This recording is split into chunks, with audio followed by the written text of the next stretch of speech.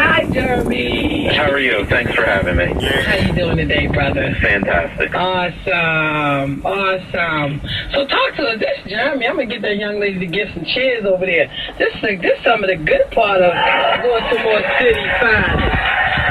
Yes. How you We doing? appreciate that. Thank you. Yes, I had some great encounters. How is everything, Jeremy? Everything is good. I was actually planning to go on Larry's show later today, Yeah. but he asked me to give you a call, and we talked about a case earlier this week, and we were asking for the community's help, and hopefully we can talk a little bit about that now, and then I'll stay on for a couple minutes, take a couple questions. Oh yes, definitely. Stay on. Anything that you need the community for, you are in the right place. Fantastic. So the case that we started talking about this week, it happened on May 4th in the 1500 block of Dorham Street. That's in the Eastern District over in East Baltimore. Around 11 o'clock that night, officers were called to a home, and that's where we found 77-year-old Raymond Chambers deceased inside of his home. Through our investigation, we believe that the victim was stabbed several times by an unknown person or persons. We conducted the autopsy with the medical examiner's office, and this case was ruled to be a homicide. Now, one thing we do when we talk about cases, when we go on the radio, we'll give the specifics on the case, but we also like to talk about the victim, because if you just watch TV at night or to read the newspaper, they'll talk a little bit about the case, but there just isn't time or there isn't room to go into who the person was. And, this is so much more than just a homicide number. This is a person's life. And Mr. Chambers, as I said, he was 77 years old.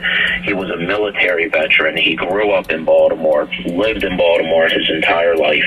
2 daughters, 5 grandchildren. He even had a great-grandchild. And the reason I was going on Larry's show is because he was a taxi cab driver. That's what he did for most of his life. But this week, it's even more important for us to talk about this case because all the schools are going back. Baltimore City went back earlier this week. And one of the things Mr. Chambers did every year for back to school is he held cookouts for the children in the community. He helped to collect school supplies. He would barbecue.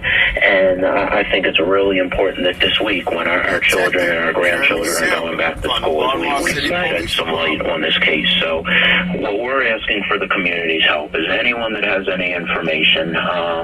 This happened on May 4th, 1500 block of Dorham Street. We'd ask anyone with information to give us a call. I want to put a couple numbers out there. Is that okay? Yes, definitely. Sure. Metro Crime Stoppers, 1-866-7-LOCK-UP. That's 1-866-7-LOCK-UP. It's the phone number to Metro Crime Stoppers. You can also call our homicide detectives. Their phone number is 410-396-2100. And then what we also started doing earlier this year, our homicide detectives, we now have a tip line where you can text information to. When you were growing up and when I was growing up and when Larry was growing up, we picked up the phone and talked. But you know what?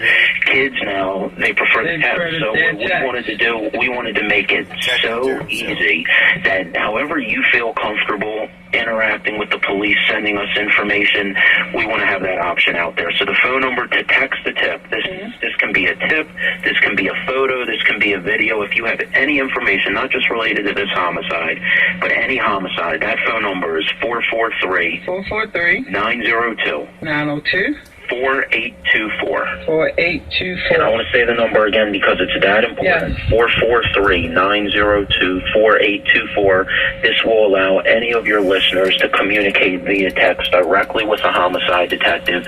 You don't have to give your name. You can stay anonymous. And we really want to give the opportunity for everyone to get in touch with us however they feel necessary to do that. Awesome. Thank you so much, Brother Jeremy. This is information coming from our finest. We have Detective Jeremy on the line. Again, we want to put those numbers out there again, Jeremy, so people can understand if they have information or anything in reference to this case. Absolutely. That's really, really important. Sure. You can always call Metro Crime Stoppers. Doesn't even have to be about a homicide. If you have information on any type of crime in your community, and if you want to stay anonymous, Metro Crime Stoppers, 1-866-7-LOCK-UP. You can also engage us on social media, where, as you know, we we've come on the show before. We have a very active Twitter and Facebook account. The keywords are at Baltimore Police, so you definitely follow along with us. Police Commissioner Kevin Davis, he is on Twitter for any of your listeners, at Commish K. Davis. Our Chief of Media Relations, TJ Smith, he's on Twitter. I'm on Twitter. All of us are on Twitter to interact with everyone in the community.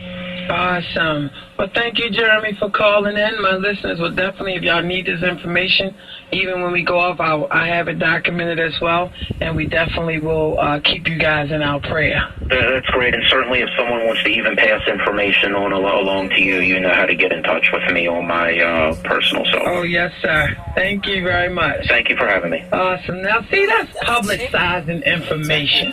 You know, to come on, this is what makes being a radio talk show holder greatest, because we get to be able to share information, publicize information, and this is what it should have been like for our mayor's call to action for RFP to be done for a nonprofit. And I'm really hoping that today's Friday, by the time I come back on Wednesday, we're having a press conference Wednesday morning, because again, you know, I do believe that this should be a public